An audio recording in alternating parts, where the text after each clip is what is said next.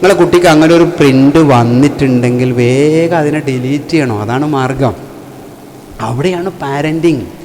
നിങ്ങൾ 7 വയസ്സുള്ള കുഞ്ഞിനെ അങ്ങനത്തെ ഒരു തോന്നൽ വന്നിട്ടുണ്ടെങ്കിൽ ആ തോന്നലിനെ ഉറങ്ങുന്നതിന് മുമ്പ് ഡിലീറ്റ് ചെയ്യണം. അല്ലെങ്കിൽ കുറേ കഴിയുമ്പോൾ ആയിരിക്കും അത് പുറത്തേക്ക് ചാടി. ഞാനൊരു കുട്ടീൻ്റെ കേസ് സ്റ്റഡി പറഞ്ഞാൽ നിങ്ങൾക്ക് രസമായിട്ട് തോന്നും.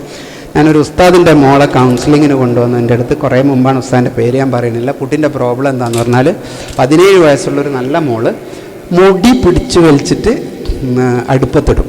അവളുടെ മുടി വലിച്ചിട്ട് ഇങ്ങനെ തീയിലിടും.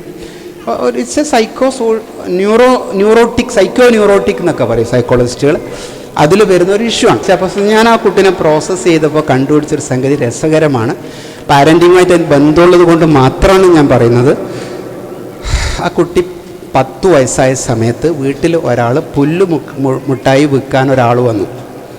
നിങ്ങൾ ഈ വീട്ടിലൊക്കെ കുട്ടികളെ ഒറ്റക്കൊക്കെ ആക്കിയിട്ട് ബന്ധുക്കളുടെ അടുത്ത് നിന്നെല്ലാം പറഞ്ഞിട്ട് ആക്കിയിട്ട് പോകുമ്പോഴൊക്കെ അതിൽ ഡേഞ്ചർ ഉണ്ട്. ഞാൻ കഴിഞ്ഞ ദിവസം ഒരു കുഞ്ഞിനെ ട്രീറ്റ് ചെയ്തിട്ടുണ്ട്. ആ കുഞ്ഞ് കല്യാണത്തിന് വിസമ്മതിച്ചാണ് എൻ്റെ അടുത്ത് വന്നത്. 9ാം ക്ലാസ്സിലും 10ാം ക്ലാസ്സിലും കുടുംബത്തിലുള്ള 2 പ്രായമുള്ളവർ, ഒരു പ്രായമുള്ള ആൾ, അതിനേക്കാളും പ്രായം കുറഞ്ഞവരും കുട്ടീനെ ബുദ്ധിമുട്ടിച്ചതിന് കൊണ്ടാണ് കല്യാണം വേണ്ടാന്ന് വെച്ചത്. അത് നമ്മൾ കുട്ടികളെ പലയിടത്തും ആക്കിയിട്ടൊക്കെ പോകുമ്പോൾ ഏറ്റവും സെക്യൂർ ആയിടത്തുനിന്ന് പോലും ചിലപ്പോൾ എന്ത് വരാം. പിന്നെ നമ്മളെന്താ ചെയ്യുക? നിങ്ങൾ എന്നോട് ചോദിക്കും, എനിക്കതിന് ഉത്തരവൊന്നുമില്ല.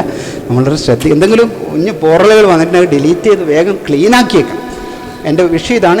ഇപ്പോൾ എൻ്റെ ഈ 10 വയസ്സിലുള്ള പ്രായം പുല്ലുമുട്ടായി അറിയില്ല നിങ്ങൾക്ക്, പഞ്ഞി പോലത്തെ വായിൽ അത് വിൽക്കാൻ വന്ന ഒരാൾ ഒന്നും ചെയ്തിട്ടില്ല. കുഞ്ഞിൻ്റെ കവിളത്ത് തൊട്ടിട്ട് പറഞ്ഞു നല്ല സുന്ദരി മോളാണെന്ന് പറഞ്ഞു. മദ്രസയിലൊക്കെ പോകുന്നൊരു കുഞ്ഞിനെ അത് ഇഷ്ടമായില്ല. ഉമ്മാൻ്റെ അടുത്ത് വന്നിട്ട് പറഞ്ഞു, ഉമ്മ അയാൾ എൻ്റെ കവിളത്ത് തൊട്ടി അയാൾ ചീത്ത പറഞ്ഞു. ഞങ്ങളോട് ചോദിക്കട്ടെ, ഉമ്മമാരും അപ്പുറത്താണ്, ഞങ്ങളോട് ചോദിക്കട്ടെ, അങ്ങനെ പറഞ്ഞാൽ സാധാരണ നമ്മളെന്താ കുട്ടീനോട് പറയാം? സാരമില്ല, അങ്ങനെ തന്നെ, സാരമില്ല മോളെ, അയാൾ പോയില്ലേ, നമ്മൾ ശ്രദ്ധിച്ചാൽ മതി. അപ്പോൾ കുട്ടി ഉമ്മൻ്റെ അടുത്ത് പറഞ്ഞത് ഏത് മൂഡിലാണെന്ന് നമ്മൾ മനസ്സിലാക്കണം. കുട്ടിക്ക് ഭയങ്കര ഫ്രസ്ട്രേഷൻ വന്നിട്ട് പറഞ്ഞോണ്ട് ഉമ്മ എന്താ പറഞ്ഞത്? അത് സാരമില്ല. അപ്പോൾ കുട്ടി ഇങ്ങനെ ആലോചിക്കും, ഞാനിവിടെ പറഞ്ഞത് ഇത്രയും സാരമായൊരു സംഗതി ഉമ്മക്ക് സാരമില്ല എന്നാ. ആഴ്ചക്ക് വരുന്ന ഉസ്താദായ വാപ്പാനെ കാത്ത് നിന്നിട്ട് വാപ്പ വന്നപ്പോൾ തന്നെ കുട്ടിനോട് പറഞ്ഞ് അങ്ങനെ സംഭവിച്ചു. ഉപ്പി എന്ത് പറഞ്ഞു?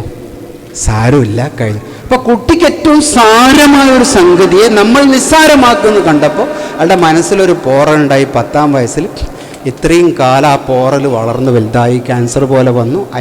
അയാളോട് പുച്ഛം തോന്നി, മറ്റുള്ളവരോട് വെറുപ്പ് തോന്നി, അയാളെ നശിപ്പിക്കാൻ വേണ്ടി തോന്നി.